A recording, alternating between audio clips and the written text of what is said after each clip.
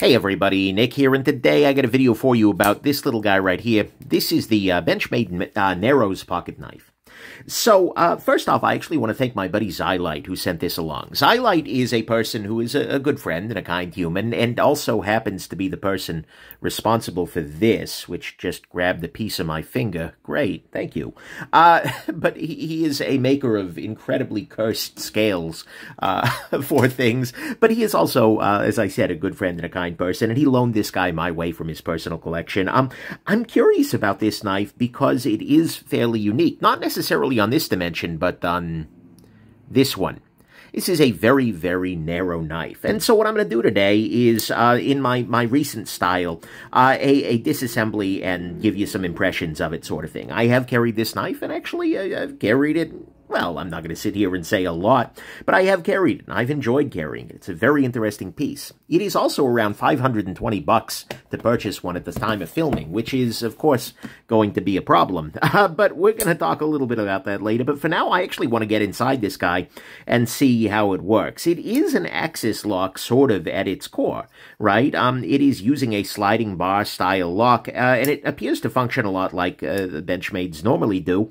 But this approach of using, instead of a bar, these kinds of, well, it feels like it is still a bar, but it just happens to have these stepped areas on it. That's actually kind of new. It's kind of interesting, kind of different. And so I'm looking forward to seeing how this guy works. I'm going to take it apart from this side, just because that seems most reasonable. And right now I'm not seeing immediately the mechanism by which this guy opens up. I'm sorry, well, I see how it opens up. It's ding, ding, and ding. But, like, I'm not seeing the mechanism by which the springs return the axis lock bar here back to the middle. So let's go on ahead and check it out. These are T6 screws in the back here, anodized nicely. Are they free spinning? Maybe, but so I'll put you there. I will put you here. Beautiful. There is some Loctite on those guys, and then I think this is T8. Yeah, that's T8, and that pops out nicely. Well machined, thick boy. There's a very thick pivot on it. Okay. Now, the next question is, where do I go from here? I think maybe I can just lift this off, but there are springs in place, so I'm always a little scared. There is also a fair amount of Loctite in these screw holes in the back here, so it could be that it's going to offer me a little resistance just organically. Okay, very little resistance. By the way, if you're curious about this little spudger guy or any of the other tools I use, nickshabazz.com/tools has a full description. Now, okay, I want to be careful here because I know there are going to be springs in play, right? So I don't want to tweak anything too hard, but I'm just going to apply a little tiny bit of force here and see if that wants to come up. It doesn't. Okay.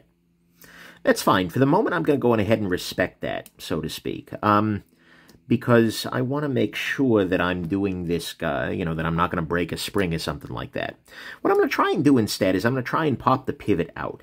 That'll get the blade out of play so I can be a little bit more careful with it. So I've pulled the axis lock bar back, and now I'm going to try and just push the pivot the rest of the way through, and that'll allow me to take out the blade. And what we see here is that the blade has been heavily pocketed to accommodate these big old bearings. Actually, that's a wide support surface, which is not a bad thing. And there is an equivalent one on the inside there. This is a really big pivot. It's got big pivot energy. All right, there you go. All right, and then what's this now? Now that I have done that, the axis bar is moving freely. Could that be the way this works? Okay, so here's a hypothesis here. What we have here is a little tiny, looks like a little bale of wire. Can I zoom in to do this? Yeah, a little tiny bale of wire here, and it feels to me like when the blade is in place, this isn't able to go all the way forward, right? But when it goes all the way forward, this little bale of wire can come all the way up out the top there. And so the spring here is actually just wrapped around this little captive pin, and in order to reset the knife, I'm going to have to move that piece of spring down around the axis. Yeah, okay. So we have, this is our spring. which is different than your conventional axis lock by a pretty substantial margin. And it lives on a post, and it looks like it's asymmetrical for some reason. That could actually just be to make sure you orient it properly. That looks like a very specialized spring. I imagine a non-tiny number of the amount of this cost goes into making these springs in bulk. But okay, yeah, and so then this guy pushes on the axis. Whoa, I did not expect that geometry. But yeah, we can actually see, oh, sorry, I've been way off camera here. But we actually see where the bail of that actually goes and rubs against this axis bar here. So this is a weird little part. Interesting. And so the bail there lands on this surface, and it's not allowed to rotate. Okay, I kind of get it. The question of how durable this spring is actually, well, it's a pretty valid question, right? I'm not sure, right? Let me zoom back out so I'm no longer being a jackass. Well, okay, I'm going to still be a jackass. I'll just be one where you can see the whole thing. Anyways, moving on. So that's an interesting approach, and it is different than the normal Omega springs, and makes sense that they would need to do something like that to keep this knife as damn thin as it is, right? That's kind of cool. Frankly, it's cool to see a variation on the axis lock out of Benchmade, right? Not that Benchmade hasn't made axis locks before, but like normally they're always sort of the same. Right? With the maybe exception of the Benchmade Anthem, which is now ancient history, which I just balded actually a little bit saying that out loud. Wow. Cool. Anyways, but the ancient Anthem had a different version of the axis lock, not this, certainly, but yeah. Okay, and then I guess I'll clean the pivot barrel as well while I'm here. But the construction of this is very simple. It's just 2 chunks of titanium. It's worth noting the bearings do go directly onto the tie, which some people take some issue with, and, you know, not having a washer in there, but at the same time, that is a steel washer. But at the same time, oh, the pivot is done that way so it's not free spinning. And that allows them to use the full depth of the... Okay. I like this. Honestly, you know, sure, there were some... little compromises, I imagine, by doing this, but it's very clear to me that this is smartly engineered, right? I respect this design. Whether this is a good idea will kind of be told by the durability of these over the long term, but given that they are constraining themselves to make this thing as small as they possibly can, assuming that I can put this guy back together with some reasonability, I kind of like this design. I think it's neat. Okay, and so what we see here is this is how this little bar moves, right? And again, that's the bail connects right down there at the bottom, the bail being this little loop at the end. Yeah, okay. Can I get in there? Yes, I can, but I'm going to need a special tool. Give me a special tool. By special tool, I mean little tiny swabby dude. Come here, little tiny swabby dude. These little guys. And so I'll just get in there. Yeah, and clean that off. I'm curious to see whether they're... No, it looks like that was just gunk in the shape of the little bail guy, rather than being a special cutout for it. But it does sort of validate my perception of how that thing works. And clean that off, clean that off. Okay, beautiful. But I like this, I respect this design. And I respect that Benchmade is, like I said, they're doing something a little bit different, right? A lot of their stuff can feel very samey. So yeah, that's nice. I'm going to go ahead and put some lubrication down here. Put a little bit on the side of the pivot here. Okay, put a lot bit. You know who you're talking to. But put some lubrication there. And I'll go ahead while I'm in here. Did I clean that back portion? I'll go ahead and clean off and then lubricate the axis lock path here in the back. But I appreciate that they're doing something different here. That's nice. I'm actually quite impressed here so far. Like I said, if this thing's a royal pain in my neck to put back together, then we're going to have a separate discussion. But so far, so good.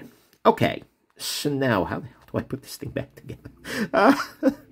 I know that this pivot needs to go in this side, right? So the screw side of the pivot, and I know that because the part that prevents the pivot from spinning freely is on this side, right? Yeah, so that's fine. Rotate, rotate, rotate. I also know that the short end of this guy needs to go in here because the cutout is only there for the short end of this guy. What I don't know is how much of a pain it's going to be to keep that guy in position as I put everything else together. I imagine the answer to that will be, yes, it will be pain. Okay. I also know that this needs to be oriented in this way. So we'll put that there. And I also know that the blade will need to go here.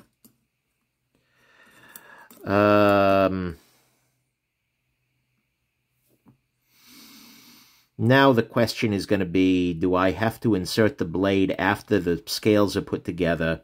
I think I do, actually. The reason I say that is because in order to move the axis pin dude all the way forward, this little assembly all the way forward, to place the bail, I don't think I can have the blade in place. So I think I'm going to need to do that after I put the knife back together, in part. That'll be a little bit frustrating in getting the bearings seated, but I feel like that's going to be an easier way to go about my life. Maybe I'm off here, but we're going to find out together, aren't we? That was very wholesome, kind of Bob Ross energy, except I'm not nearly as good at that. Well, any of this as he was. Anyways, I digress. As I throw springs, yeah. I guess I'm beating the devil out of it or something. Anyways, that's a Bob Ross reference. Okay, so we're going to put that back in position. Now what I'm going to do is... what am I going to do here? I'm just going to lower this guy down, right? I'm going to put the... because the back spaces here have standoffs, I can get everything in alignment except the pivot. And so I'm going to go on ahead and try. And again, I don't know that this is necessarily the best way to go about it, but I'm going to do it, and we're going to find out.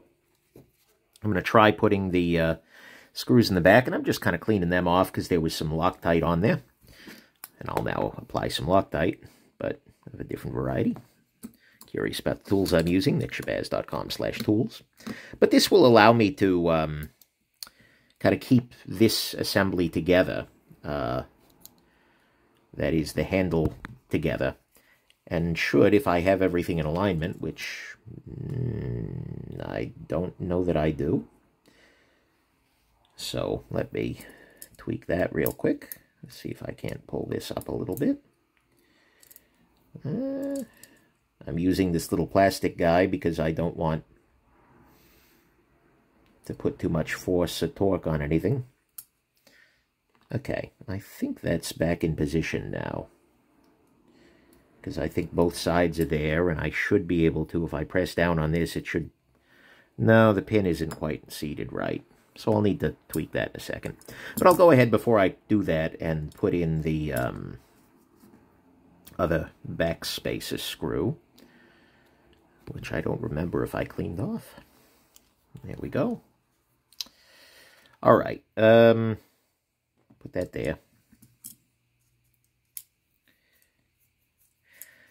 This, yeah, okay, sure thing, bearing. I'll deal with you later. No problem. And then it falls into the little hole.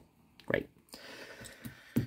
All right, so now what I want to do is go in here and pull this pin up into position. I'm going to use this little guy here. Was that it? Yeah, I think so. Now what I want to check is to make sure that the, if I press this down, it presses back against me, which is just what I need it to do. That's good. And this little tool here is a watch spring bar tool. But it's actually going to be useful in pressing this bail down into place. So now here's the question. Like, once I press that in, I need to press it all the way down. Nope, missed it. There may be a better way to do this, but there may not. No, okay, so see now... Oh, see, I let it slide too far forward, and then that little loop popped back up again. So what I think I'm going to do here is just press down again. Pull this back. Okay, now I've got the loop in place. How do I do this? Here's what I'm going to do. Can I do this? Is this going to work? Maybe. I'm going to stick that in there. This is going to prevent the axis lock guy from sliding forward, right? Then what I want to do is get the bearings into position. So what I'm going to do is this way. Since they're already lubricated, I'll just drop one into the pocket on this side, right? So it is now fully seated there. Beautiful. Now, I should have done this from the other side. In fact, I can. That way I can set it down this direction. It works a little bit better. Now I'll drop this bearing into the blade pocket, and this together will allow me to put the blade into its proper positioning. Then what I'm going to do is I'm going to take this pivot here, which I believe I lubricated already. Yep. And I'm going to... Maybe I should have kept the pin on the other side there. Now what I'm going to do... the bearings are coming loose. Great. What I'm going to do is I'm going to put this guy in here. I'm really looking forward to somebody in the comment section telling me that there is an easier way to do this than I have figured out. So please do feel free to check down there for the inevitable, "But you idiot!" comment, which, you know, probably isn't unfair. All right. So what I've just screwed up there, among many other things, is the bearing came loose and out of position. And now it's going to fall onto them. Oh, where is the other bearing anyways? What? Where'd the other bearing go? Am I... Oh, find the other bearing. It landed between the scales. All right, good. All right, so I'm going to go on ahead and slip this guy into position here. But before I do that, I actually kind of want to put the pivot in position down at the bottom here. There is sort of a... There is a height. Damn it. That's where the bearing went. Come on, out of there. Bro. Now it's in one of the pockets. There we go. There is a height at which the pivot will just catch the bearing, but not block the blade from going in. Okay. I can respect the engineering here, but I can also tell you that at the very, very least, this is maybe not the most user-friendly disassembly, reassembly process I've dealt with. I say generously. I could, again, be being a complete and total idiot here, right? But I just don't know of a way that I can get the get that bail in position after the blade is already installed in the knife. Because it would, of course, be much easier to do this as sort of a stack, but I'm treating this like an integral, and now I can't even insert a post into a hole, so, you know, this isn't boding well for me broadly. It's workable, and I am going to be very sympathetic here. The reason for that is that any time that a designer is working with a hard constraint, in this case it really looks like somebody at Benchmade sat down and said, okay, so right now I think I've got it at the right height. I should be able to push this pivot through. I am in the danger zone right now, because if anything goes loose, I'm going to lose it all.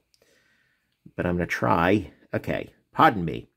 I'm out of hands right now, so I need to grab this stick with my mouth. I'm going to pull the stick out of there, because I think I need to pull the axis lock bar further back, while at the same time maintaining pressure on the pivot down below. So now, pardon me.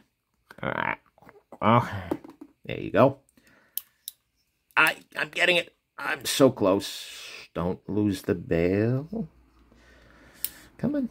Get it through. Ah, damn it. The little bail went up. Okay. And now the pivot's in. All right.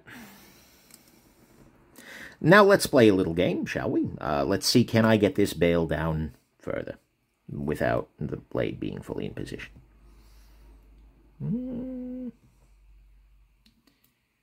I don't believe I can, but let's try one more time. Maybe. Oh, hey now. Nope. Pop loose. Okay. Because this is out of alignment. The other option I might have... No, I don't buy that. So this is currently out of whack in that this top pin here is not fully seated. Okay, we're going to go on ahead and try this again. Ooh, this is turning into an odyssey here. All right. There's that. That's popped in place now. That's good.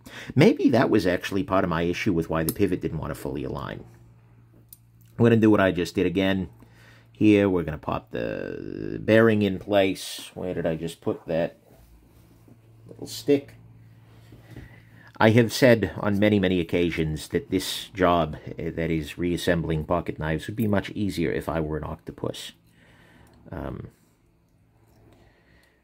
You know, that's not a strong statement about the cognitive abilities of an octopus, but at the same time, according to commenters, they can't be so far behind me, right?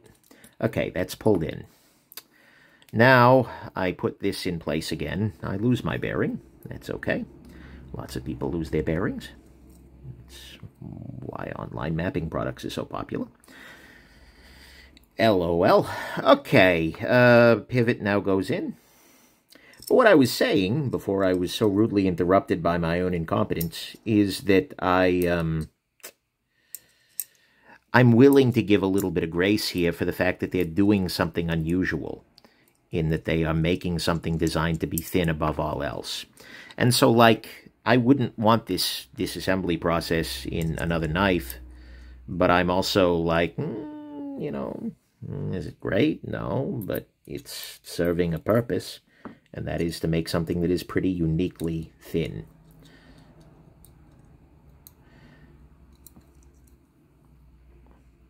The elephant, of course, in this knife's room is its price point, right? That's, frankly, the elephant in every room that Benchmade's in these days. Oh, okay, hold on. So we're back in the place where I kind of want to be. I'm going to pull this back. Pull the thing. I think I just did it. The bail is down. Oh, yeah. Damn, I am good after 22 minutes and 45 seconds of abject struggle. All right, so we've got this in place. But I'm more sympathetic to them doing something weird. It's a little bit tricky, especially when it's my first time. I'd probably be better at this the second time I did it, and the third, and the fourth. When they are really trying to meet a very individual and unique goal, right? You are allowed to be a little weird if you are, if you're doing something specialized, which, boy, does that not describe my career path. Anyways, I digress. So let's put this in place now. And I believe we're all set. I have over-tightened the pivot. That's fine. I can dial that back slightly.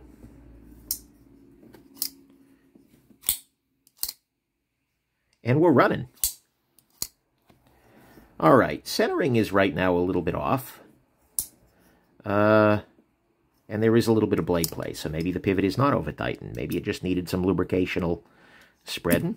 Let's go ahead and do that. Tighten, a little bit. Okay, now that I've done all that, I'm going to loosen the back spacer screws here. Oh, no, I think I just untightened the parts that I had untightened earlier. Okay, that should let any tension out of the system. And actually, we're now back to center, so that's nice. And let's go ahead and tighten. And we tighten. And now, knife's in good shape and is roughly centered. Yeah, perhaps not exact, but I'm actually not 100%. It's in that situation where it's either centered or it's close enough that I don't care. There is no vertical or horizontal blade play. And the action is quite smooth, right? That's nice. Okay, so with all of that done, with the Odyssey concluded, what do I actually think about the knife? I actually like this a lot more than I expected to. The reason being the price tag, right? At the time of writing, this is $522 out the door from the retailer that I was looking at there. I think I was looking at Blade HQ. But it's not cheap, right? This is very decidedly uncheap. And that is, of course, been Benchmade's vibe of late, right? Benchmade is a company who has lately been making things more and more expensive. And I get it, right? Everything's getting more expensive, and this is being made in the United States. And at least for me, here in the U.S., of course, quality is about effort, not geography. But I do want to support the home team, so to speak. And so it's always nice to see some, jobs, kept local. So I get that it's going to be a little bit pricey, but boy, is that pricey. However, and so 520, if this were being made overseas, absolutely not. I feel like, yeah, there's a little bit of extra cost in here. This is a little too much money. However, it's also very unique, right? The fact that this knife is, both qualitatively, I feel like a good knife. Ergonomically, it actually feels nice in the hand. I kind of would like a little bit more effort towards finger choil up here, but I tend to like finger choils on knives. But ergonomically, it works nicely in the hand. The blade is M390, which is good, and it is very thin behind the edge, which makes sense because it's very thin not behind the edge, right? It's very thin behind the spine. So as a result, it does cut very well. That's nice. The action on it is quite good, with this particular specimen exhibiting no blade play that I can detect, vertical or horizontal, and with the centering roughly being where it needs to be. The machining on it is nice. It's not like remarkably polished or pretty, but I bet the gold class would be. Overall, and that it is fully ambidextrous, right? Because you can swap the clip over to the other side. You get this guy on both sides, same thumb stud on both sides. That's a nice thing too. 10% of the population is going to be thrilled. And so I kind of end up feeling like, actually, this is pretty cool, right? And it's also different, right? Not just in the dimensionality, but in the different approach to axis locking. There are other thin knives, right? I want to be clear. One of the ones that comes to mind is actually this little dude from Real Steel, which is a very, very, very thin knife. I don't even know if they still make this guy, but there are some very, very thin designs out there. And this one is, I would argue, slightly thinner, although it is thicker when you include the pivot and pivot collars and whatnot. And it is also VG10, and it is also, well, frankly, there were downsides to it in a bunch of other domains, right? This is a much less nice knife, but it is also a thin knife. There are other thin knives out there, but I gotta say, like I said, I kind of I never want to say negative things, but like looking at it initially, it was like, oh, come on, you can't come anywhere near that price. And now I'm kind of like, you know what? They did enough engineering here. And like the scales are super pocketed too. The thing is, it's stupid lightweight, right? If I throw this guy in a scale here, what we're going to see here is we're coming in at 2.41 ounces for about damn near 3.5 inches of blade. Like that's really good. So ultimately, I find myself feeling like this is actually pretty cool, right? This is actually a really neat knife. It is singular in both its thinness and its quality of construction and whatnot. That's pretty awesome, and it uses a different mechanism. Again, I don't know what the long-term durability of this spring is going to be like, and I also know that you're not getting that spring anywhere but from Benchmade, so that is sort of a downside to it. But Benchmade has historically stood behind their products and, made good on their warranty claims, so, it is what it is. Ultimately, like I said, the biggest issues that I have with this guy are, well, that disassembly was a little touch and go. Probably get better at it if I do it more often. And then that price tag is way up there. But you're paying for made in the USA. You're paying for a really unique design, both in terms of thinness and in terms of lightness and in terms of just not like anything else on the market. This is a knife that is not like anything else on the market. And in a world of really, really samey stuff, this is different. So I gotta say, I'm way more sympathetic to this knife than I thought I would be when I first, saw the announcement and first saw the price tag, right?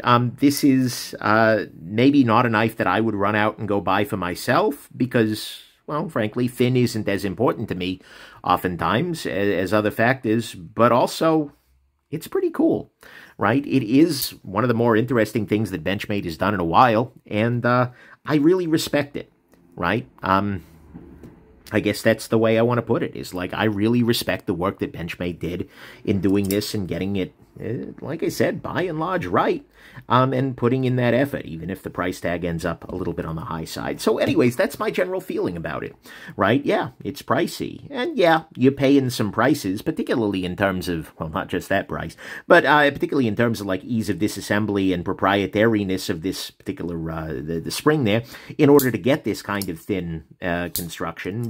But the end result is actually pretty compelling.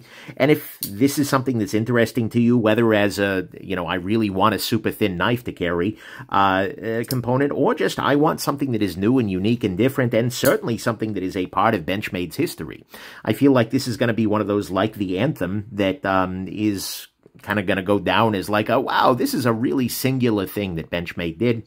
Then you know what? I can easily see you paying this price. And I'm probably going to, I'm very curious what they're going to do with the gold class for this. That's probably something I'm going to look up after I finish this thing, because I don't know. It's a unique enough design that, you know what? Maybe. So anyways, that's my final thought on this guy, is despite my anticipations, this is actually really cool.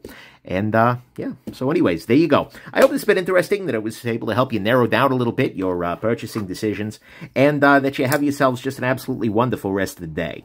Bye now.